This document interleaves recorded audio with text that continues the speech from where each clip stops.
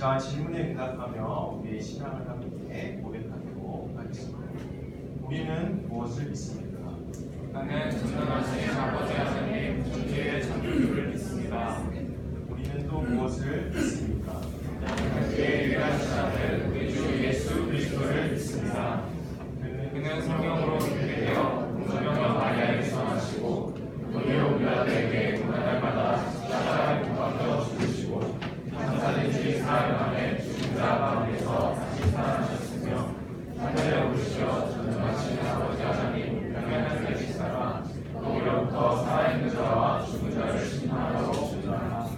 우리는 또 무엇을 믿습니까? 나는 성령을 믿으며 거룩한 공교회와 성도의 교제와 죄를 용서하는 것과 몸의 부활과 영생을 믿습니다. 이 시간엔 하나님의 뜻에 자신을 비추어 살피며 예수님 앞에 고백하는 시간입니다. 예수님의 뜻에 순종하지 못한 나의 생각과 말과 행동들을 회개하며 우리의 마음을 진실하게 고백하도록 하겠습니다.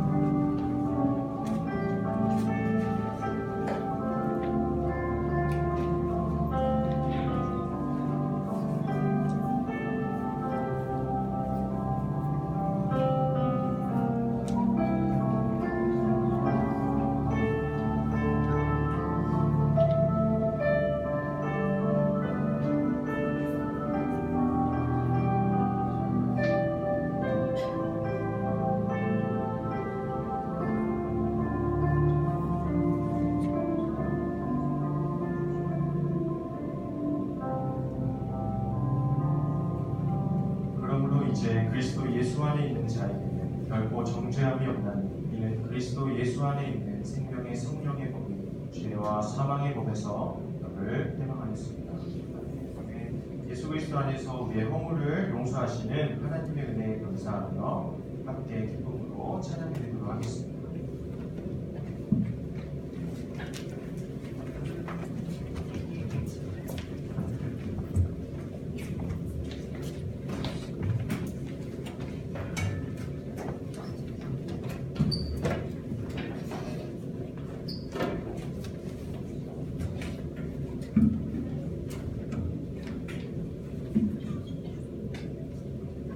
여러분 안녕하세요. 네, 한 주 동안 잘 지내셨나요? 네, 저는 요즘 새학기 시작하고 여러 가지로 멘탈이 나가 있는데 3월 모의고사를 망치고 그 다음날 선생님하고 상담을 하고 팩트를 맞아버렸어요. 그래가지고 지금 고난 중에 있는데 3학년 때 하는 담임 상담이 정말 생각보다 힘든 거더라고요. 그래서 한참 저기 멀리 넘어져 있다가 또다시 은혜로 일어나서 터벅터벅 걷는 그런 중입니다. 이렇게 저 같은 경우는 이런 상황이 있지만 다들 여러 가지 상황들 속에서 힘겨움을 느끼고 있는 분들이 많을 것 같아요. 근데 그렇게 힘겨움을 느낄 때마다 오히려 더 평소에 행복할 때보다 훨씬 더 힘겨울 때 유혹이나 절망에 빠지기 참 쉬운 것 같은데요.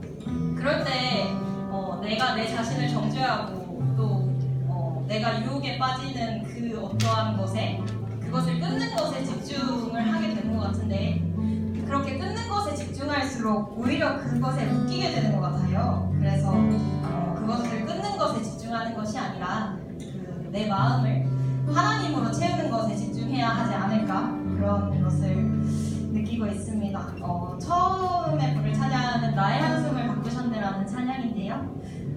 제가 힘들 때 딱 듣고 꽂히고 그리고 계속해서 들었던 찬양입니다. 같이 따라 불러주셨으면 좋겠어요.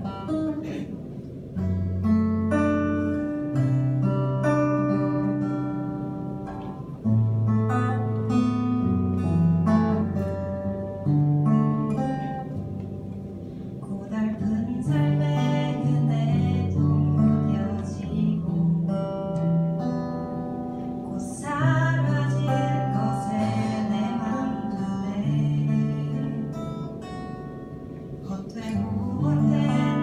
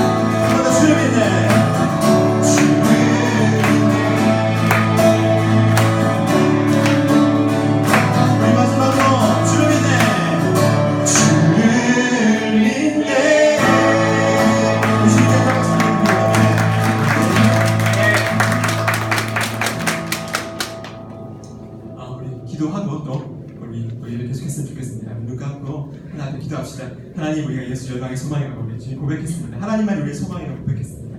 하나님, 오늘 예배를 통해서 다시 한번 주님의 소망을 확인하게 하시고 죽었다 다시 부활하신 우리 생명의 근원이신 그리스도를 오늘 만날 수 있게 해주십시오. 내가 주님을 따르기를 원합니다.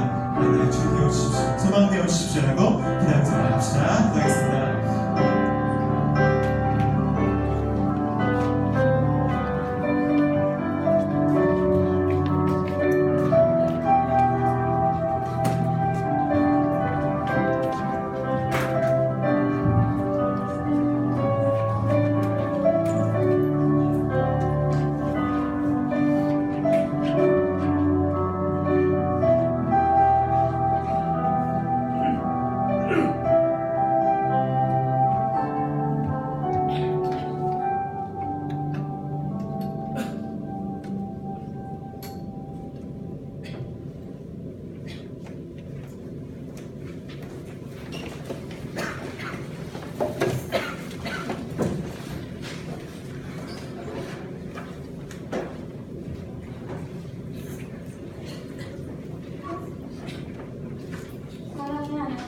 오늘 이곳에 나와 예배드리게 해주시는 감사드립니다. 아직 도착하지 못한 친구들의 발걸음을 인도하여 주시고 오늘 나오지 못 나온 사람들도 각자의 자리에서 주님을 생각할 수 있도록 축복해 주세요. 예배를 준비하고 힘쓰시는 분들을 위해 기도드립니다. 또한 찬양으로 섬기는 찬양대와 찬양팀에게 큰 힘 주시고 오늘 말씀을 전하시는 박규석 전도사님한테도 은혜 내려주세요. 항상 우리와 함께 해주세요. 이 모든 말씀 예수님의 이름으로 기도드립니다.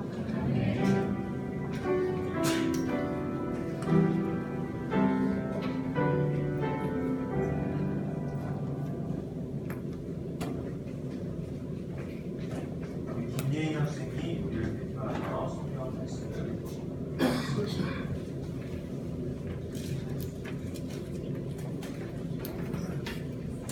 우리에게 주신 하나님의 말씀은 골로새서 2장 6절에서 7절입니다. 그러므로 너희가 그리스도 예수를 주로 받았으니 그 안에 소임하되 그 안에 풀이를 받으며 세움을 받아 교훈을 받는 대로 믿음에 굳게 서서 감사함을 넘치게 하라. 이 말씀은 하나님의 말씀입니다.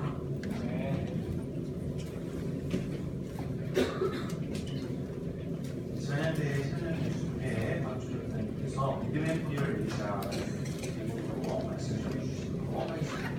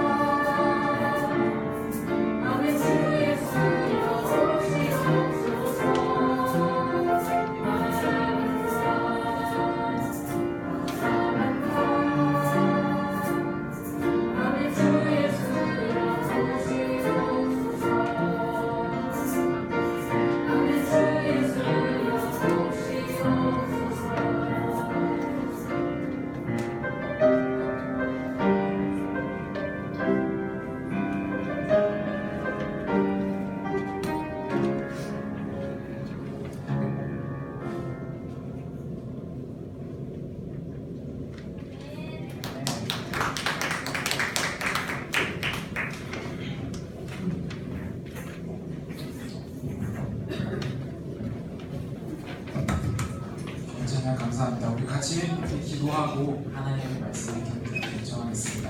하나님, 이제 우리가 하나님의 말씀하신 앞에 우리의 마음을 열고 우리의 눈을 열고 우리의 귀를 열어 하나님의 말씀을 경청하길 원합니다.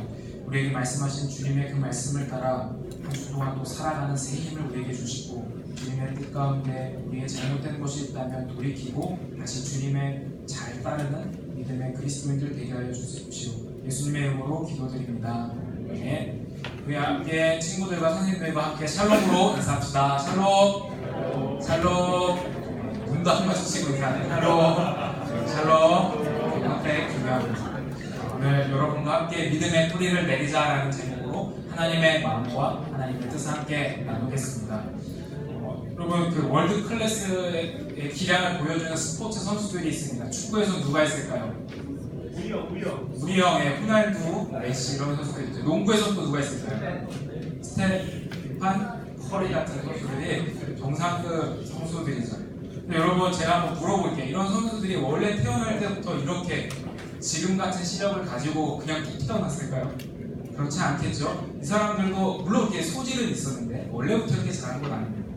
다들 이렇게 좋은 코치와 또 훌륭한 감독을 만나서 반복된 훈련을 통해서 지금과 같은 기량을 가진 거죠. 여러분, 마찬가지로 우리의 믿음도 그렇습니다. 우리의 믿음도 성장해 갑니다.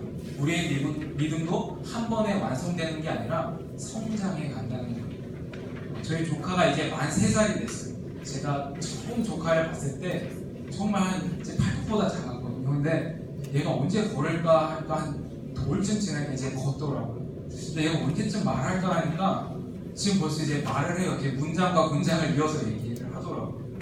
신기해요. 그런 걸 보고 있어요. 그런데 여러분, 그런 조카를 보고 있으면 너무 귀여워요.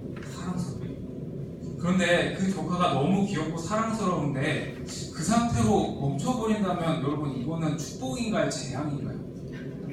축복이에요? 제 조카가 3살에 멈춰있는 게 축복이에요? 이거 재앙이죠. 아무리 귀엽지만 사랑스럽지만 저희 조카도 자라나겠죠. 여러분, 저를 아름다운 청소년으로 또 성인으로 자라가겠죠. 저도 그렇게 바랍니다. 여러분, 하나님이 우리 보시기에도 그렇지 않을까요? 우리의 믿음이 지금은 어린아이 같고 연약해 보이지만은 하나님도 우리의 믿음이 성숙하게 또 건강하게 성장해 가기를 원하고 계신다는 거예요. 여러분, 그런 점에서 사도 바울은 편지에서 그리스도인들의 믿음은 한 번에 완성돼서 한 번에 끝나는 게 아니라 그 믿음이 점점 온전해지고 그 믿음이 점점 성장해 간다고 말하고 있습니다. 여러분, 이 사순절 기간에 우리가 이 믿음의 뿌리를 더 깊이 내리고 우리의 믿음이 더 굳건하게 세워져 갈 수 있게 우리의 신앙을 다시 한번 점검해 봤으면 좋겠습니다.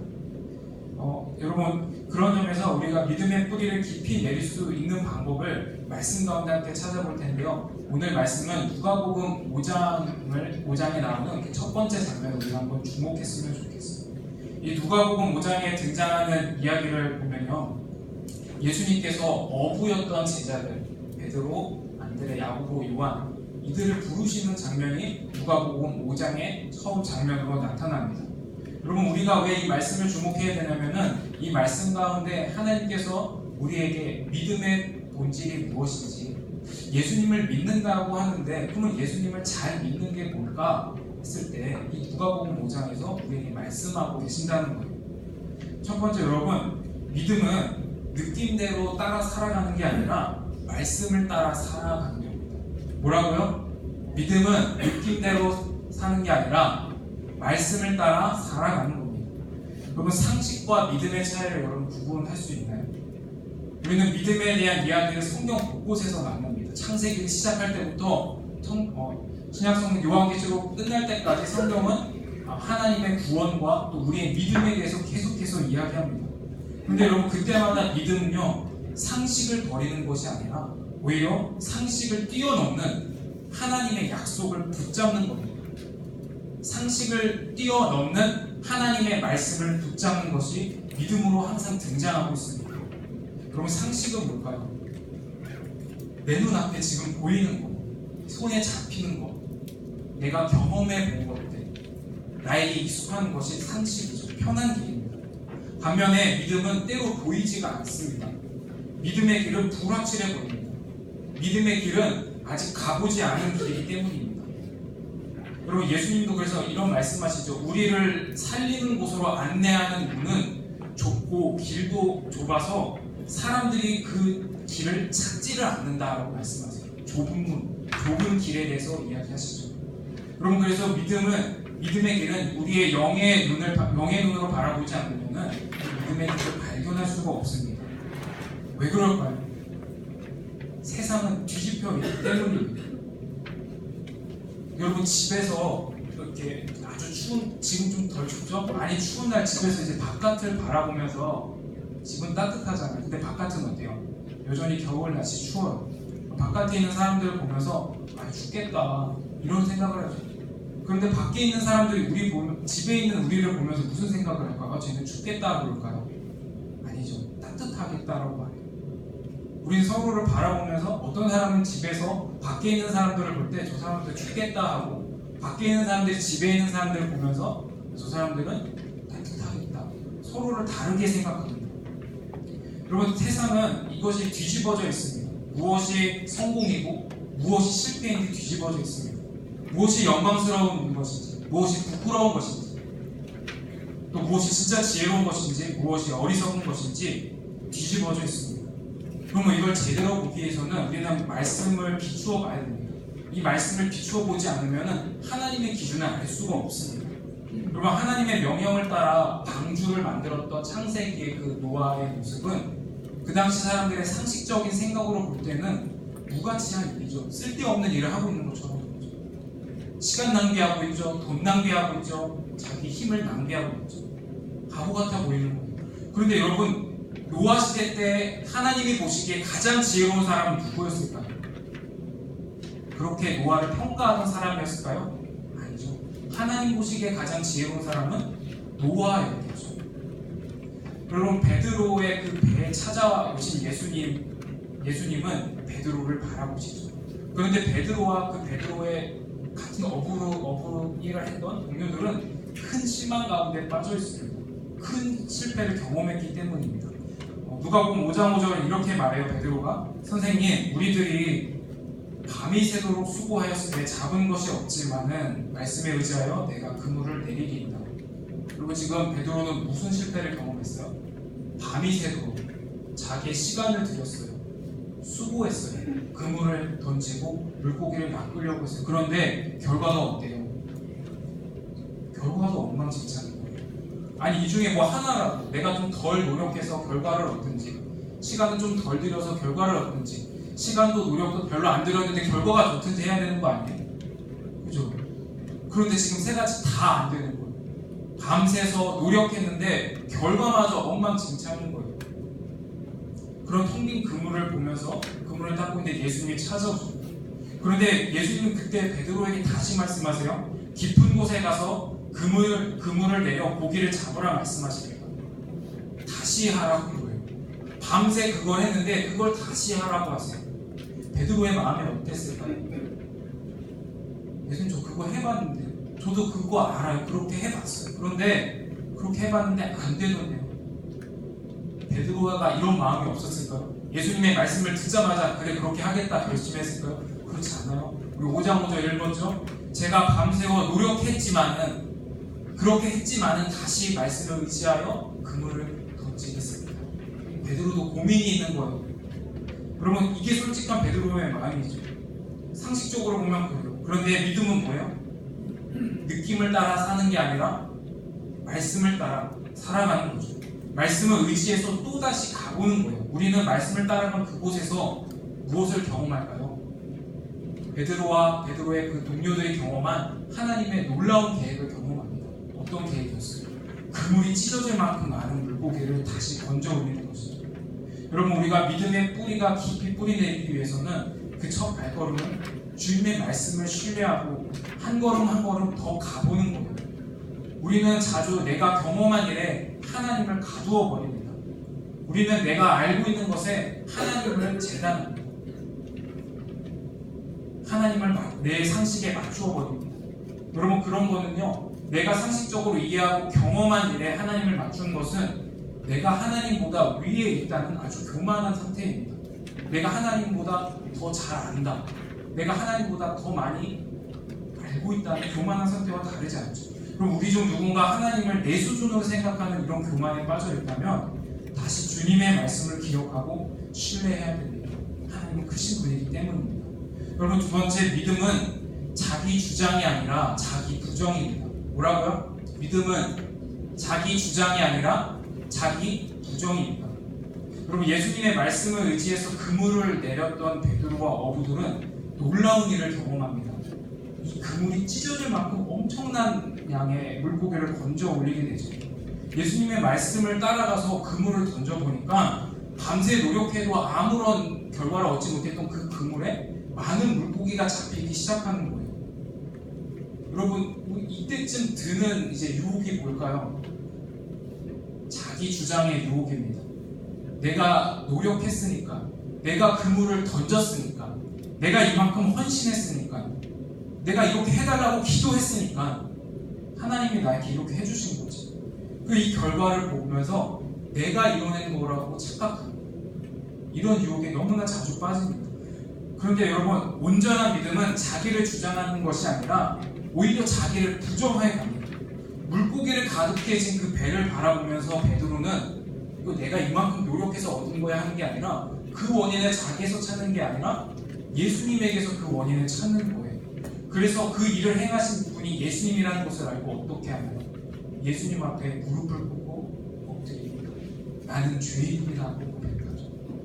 여러분, 우리의 믿음의 진짜 실력은 어디서 드러날까요? 우리의 진짜 믿음의 민낯은 어디서 드러날까요? 두 가지 상황에서 드러나요. 첫 번째, 하나는 고난이 올 때입니다.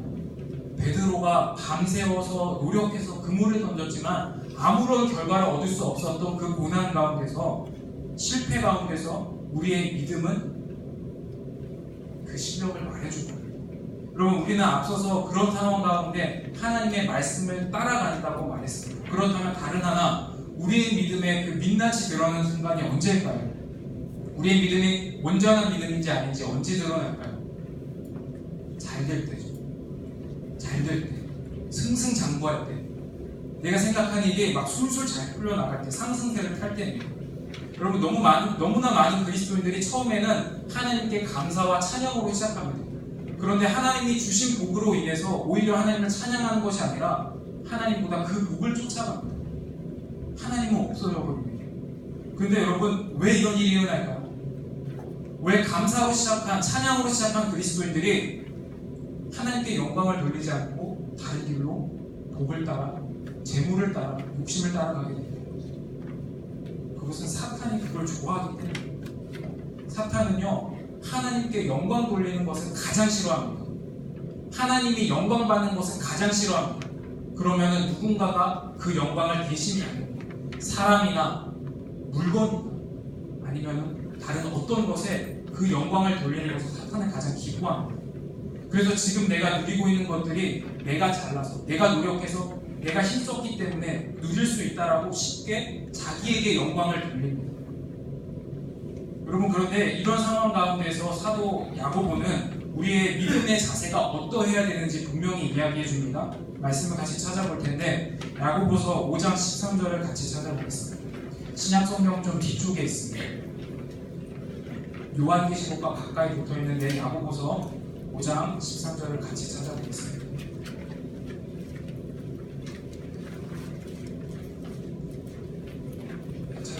그 눈빛 야고보서 5장 13절 고마워. 그럼 아까 우리의 믿음의 진짜 실력이 어디에 드러난다고 해서 첫 번째는 고난 가운데, 두 번째는 뭐였어요? 잘 될 때.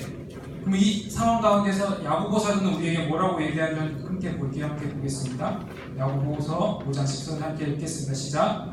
너희 중에 고난당하는 자가 있느냐? 그는 기도할 것이요. 즐거워하는 자가 있느냐? 그는 찬송할지니라.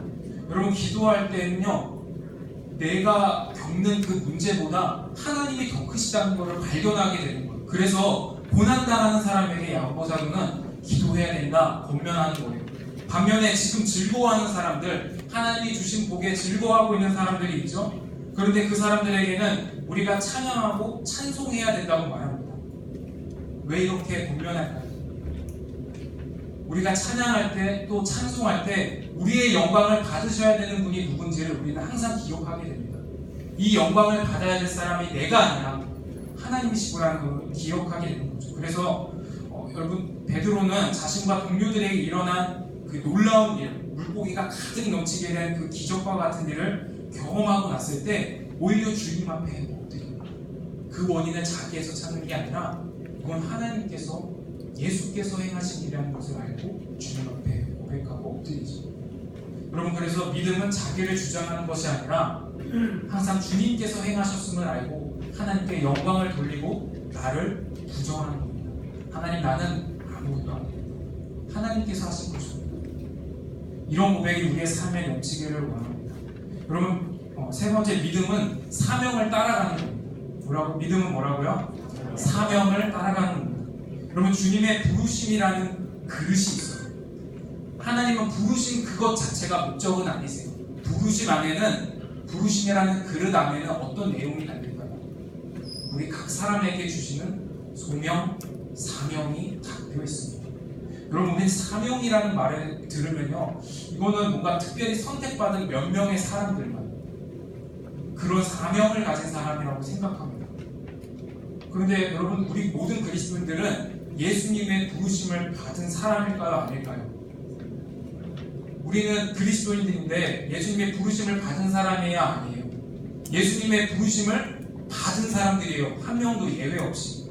그런데 그 부르심에는 그 부르심 자체가 목적이 아니라 부르시고 뭘 주시는 거예요? 새로운 하나님의 사명을 주신다는 거예요. 원래 베드로는 어부, 물고기를 낚는 사람이지만 예수님께서 새로운 사명을 주세요. 이제는 너가 사람을 낚는 어부가 될 것이다 라고 하시죠. 그래서 베드로전서 2장 9절에서 이렇게 말합니다. 베드로 사도는 우리에게 이렇게 증언합니다. 그러나 너희는 택하신 족속이요, 왕같은 제사장들이요, 거룩한 나라요, 그의 소유가 된 백성이니 이는 너희를 어두운 데서 불러내어 그의 기이한 빛에 들어가게 하신 이의 아름다운 덕을 선포하게 하려 하시니라. 우리 모든 사람들은 예수님께서 부르신 사람들이에요. 부르심이란 하나님의 나라로 부르셨다는 공통점이 있어요. 하지만 그 부르심에 응답하는 여러분 각자의 모습은 다양해요. 다 달라요. 사도 바울은 이 모습을 고린도전서에서 몸의 그 신체의 비유로 이야기를 하는데요. 우리 몸에는 각각의 신체가 있습니다. 손가락도 있고요, 눈도 있고, 코도 있고, 입도, 귀도 있습니다. 저기 밑에 발가락도 있습니다. 각각 독특한 역할을 합니다. 발가락이 쓸모없다고 우리 여기다가 코를 갖다 붙일 수는 없어요. 다 각각의 독특한 쓸모가 있고 모두 몸을 위해서 일하고 있습니다. 여러분이 있는 그 지금 자리에서, 학교에서, 매일 만나는 친구들과 선생님들, 매일 또 가야 되는 학원에서, 또 집에서 우리는 어떤 그리스도인으로 살아야 될까요? 여러분이 있는 그 자리에서 최선을 다해 공부하고 여러분의 미래를 위해 준비하는 것은 정말 가치 있는 일, 중요한 거예요. 그런데 여러분 무엇을 위해 그렇게 열심히 공부하는 거예요? 왜 그렇게 밤을 세워서 밤을 세워서 공부하고 또 수행평가하고 숙제를 하고 있는 거예요? 왜 그렇게 열심히 살고 있어요? 사람들한테 나중에 인정을 받고 싶어서 그렇게 열심히 살아요? 아니면 여러분 나중에 내가 행복하기 위해서 그렇게 열심히 살고 있습니까? 여러분, 예수님을 믿는 사람들이 성실하게 공부하고 성실하게 미래를 준비하는 목적은 한 가지입니다. 하나님의 영광과 하나님의 나라를 위함입니다. 여러분, 이것에 여러분의 삶의 방향과 목적과 기준이 다시 새롭게 맞춰지고 설정되어야 합니다. 그때 우리의 믿음의 뿌리는 더 깊이 뿌리를 내릴 수 있고 건강하게 성장하게 됩니다. 여러분, 혹시 여러분의 믿음이 정체되어 있다고 느끼나요? 예전에는 하나님이 가깝게 느껴졌는데 요즘에는 왠지 하나님이 멀게만 느껴지나요? 하나님이 나의 기도에 응답하지 않는 것처럼 들리나요? 그럼 우리는 그때마다 이 누가복음 말씀에 나오는 믿음의 뿌리를 내리는 믿음의 본질에 대해서 다시 기억해야 됩니다. 여러분, 믿음은 내 생각보다 크신 하나님을 바라보는 겁니다. 여러분, 믿음은 나를 부정하고 하나님께 영광을 돌리는 거죠. 여러분, 믿음은 부르심에 응답하고 주님을 끝까지 따라가고 쫓아가는 것입니다. 여러분, 하나님께서는 지금도 이런 믿음 가운데 하나님의 사람들을 찾고 계십니다. 하나님의 그 예배자들을 부르고 계십니다. 이 하나님의 부르심에 믿음으로 응답하는 저와 여러분 모두 되기를 원합니다. 우리 함께 불렀던 찬양 중에 주는 완전합니다. 이 찬양 함께 일어나서 고백하면서 기도 결단하기로 합니다.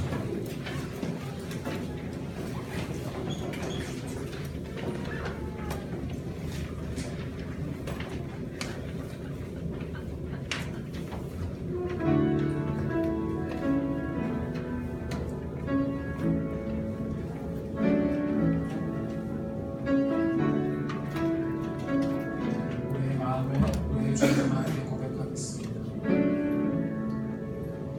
주여, 우린 연약합니다. 우린 오늘을 힘겨워합니다.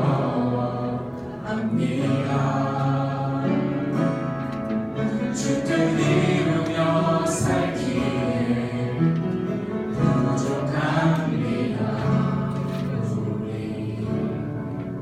우린 연약합니다. 주여, 우린 넘어집니다. 주여, 우린 넘어집니다. 오늘 하루도 실수합니다. 주의 긍휼을 구하는 죄인입니다. 주만 바라봅니다.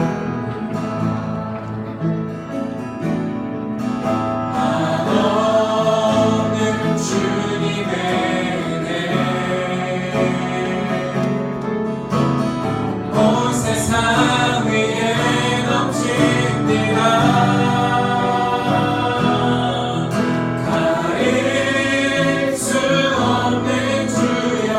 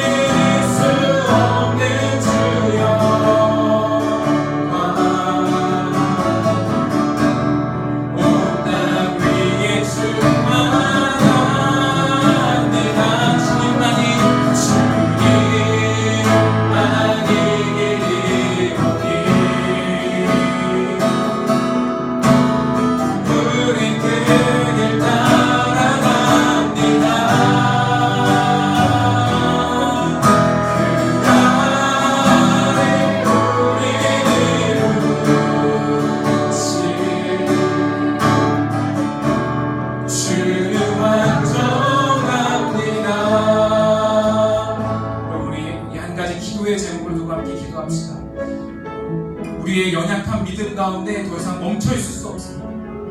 성경은 하나님께서는 우리를 향하여서 우리의 믿음이 온전해져 가야 한다고 말하고 있습니다. 여러분, 언제까지 자책골 넣었다고 그라운드에 넘어져서 눈물만 흘릴 수 없습니다. 다시 일어나서 경기에 임해야 됩니다. 다시 경기에 뛰어야 됩니다. 이전에 실패했던 경험들에서 넘어져 있는 것이 아니라 하나님이 부르신 완전한 그 목적 가운데 우리가 다시 힘을 내어 우리의 연약한 무릎을 건강하게 일으켜 세워야 됩니다. 여러분, 오늘 말씀 가운데 우리가 보았던 것처럼 우리의 상식을 넘어서는 나의 느낌을 따라가는 것이 아니라 주님의 말씀을 붙잡는 믿음이 되기를 같이 기도합시다. 우리의 믿음이 우리 앞에 보이는 문제 앞에 굴복하는 것이 아니라 문제보다 크신 하나님의 계획을 붙잡을 수 있도록 함께 기도합시다. 여러분, 우리가 함께 기도할 때 우리에게 믿음을 주시도록 하나님께서 우리에게 그 완전한 믿음 가운데 우리를 성장시켜 가시도록 우리 자신을 내어드리며 함께 기도로 결단하며 고백하며 나가겠습니다. 함께 기도하겠습니다. 하나님 참 감사합니다. 우리의 믿음이 예수 그리스도 안에서 온전히 뿌리를 내리고 주님 안에서 세우심을 받고 건강하게 세우심을 받고 굳건한 믿음 가운데 자라가기를 원합니다. 하나님, 그러나 우리 이전의 모습은 내 연약한 가운데 넘어져 있었고 우리의 이 완악한 가운데 죄 가운데 있었다는 것을 주님 앞에 고백합니다. 하나님, 언제나 우리가 예전의 이전의 모습으로 돌아가려 하는 우리의 완악한 모습을 이제는 끊어내고 주님께서 기뻐하시는 온전히 그리스도의 청성한 고백까지 우리의 믿음이 성장해져 갈 수 있도록 주여 우리를 도우시기 바랍니다. 하나님, 우리 가운데 닥쳐있는 문제로 인하여서 우리의 느낌을 따라 주님을 믿는 것이 아니라 우리의 문제보다 크신 하나님을 바라볼 수 있도록 우리의 믿음의 눈을 열어주시기를 원합니다. 하나님, 나를 주장하려는 우리의 자기 의장을 바꾸시고 주님을 영광을 돌리고 주님을 예배하는 마음을 우리 가운데 부어주시기를 간절히 원합니다. 주님과 우리 가운데 주시는 하나님께서 주시는 그 부르심과 사명을 기억하고 우리가 있는 그 자리에서 하나님의 은혜와 하나님의 사랑을 자랑하는 자로서 우리의 넉넉한 사랑을 증거하며 살아갈 수 있도록 주여 우리에게 은혜를 베풀어 주십시오. 하나님, 그러나 우리의 연약함을 주님 앞에 고백하고 우리의 이전의 죄악 가운데 머무르는 우리의 모습과 우리 안에 있는 우리를 하나님께서 하시오니 이 모든 것들을 제거하여 주시고 주님께서 우리 가운데 이루신 그 완전한 일을 주시고 주님의 온전하심으로 우리를 붙들어 주시고 주님께서 우리를 놓지 않으셔서 하나님의 온전한 그 믿음 가운데 우리를 자라나도록 주여 우리를 붙드시기를 원합니다. 하나님, 우리를 아시는 주께서 우리를 통한 하나님의 계획을 나타내 하시고 우리도 주님의 그 말씀하신 때 믿음으로 반응하고 믿음 가운데 나아갈 때 우리에게 보여주시는 하나님의 놀라운 계획과 응답을 경험하는 믿음의 백성들, 하나님의 예배자들이 이 가운데 세워주고 하나님과 함께 기도하는 그 모든 자들 가운데 세워지도록 주여 우리에게 베풀어 주시길 간절히 원합니다. 이 모든 기도에 감고 우리 주 예수님의 이름으로 기도드립니다. 아멘. 우리 자리에 앉아서 함께 봉헌할 때 중2 학생들 특성이 있습니다.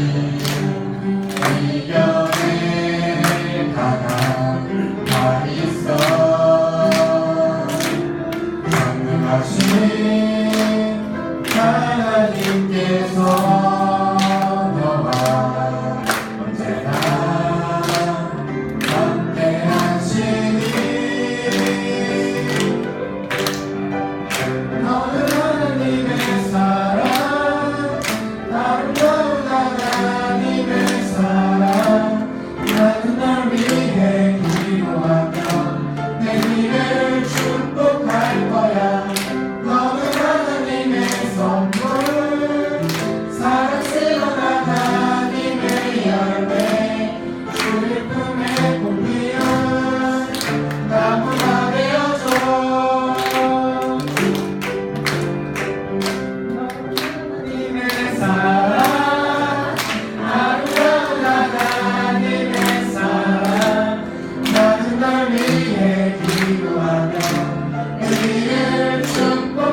될 거야. 너는 하나님의 선물, 사랑스러운 하나님의 열매, 주의 품에 꼭 피운 나무가 되어줘.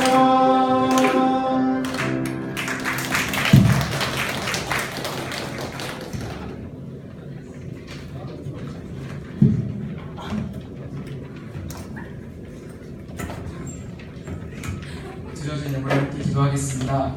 하나님, 우리가 주님 안에서 믿음의 뿌리를 내리고 주님 안에서 더 우리의 믿음이 성장해가며 굳건하게 성장해가기를 원합니다. 그 믿음의 소망을 담아 우리에게 주신 하나님의 은혜에 응답하며 이 예물을 드립니다. 하나님 앞에 드려진 예물이 하나님의 나라를 위하여 귀하게 쓰임받게 하시고 주님 안에 심겨진 우리의 삶도 주님 안에서 더 깊이 뿌리를 내리고 온전히 성장하여 아름다운 삶의 열매로 하나님을 찬양하고 하나님께 영광 돌리는 모든 예배자들 다 되게 하여 주옵소서. 예수님의 이름으로 기도드립니다. 아멘. 함께 자리에 일어나서 결단의 찬양으로 고백하며 찬양을 나누겠습니다.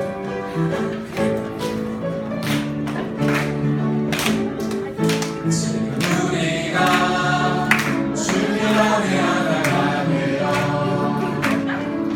나는 주님이 원하시는 뜻대로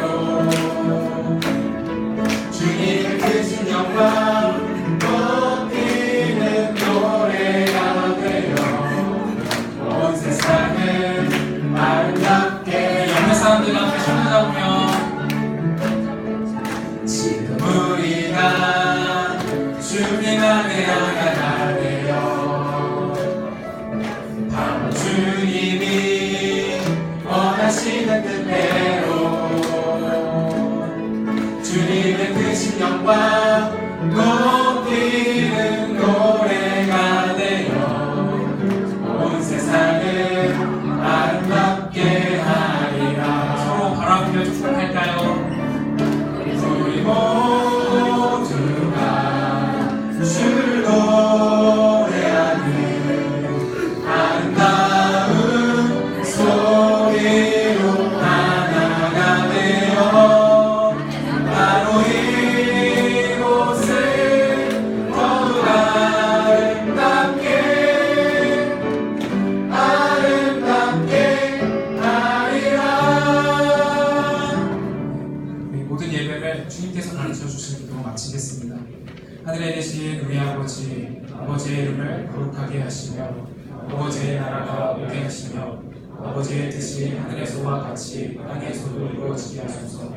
오늘 우리에게 일용할 양식을 주시고 우리가 우리에게 잘못한 사람을 용서하여 준 것 같이 우리의 죄를 용서하여 주시고 우리를 시험에 빠지지 않게 하시고 악에서 구하소서.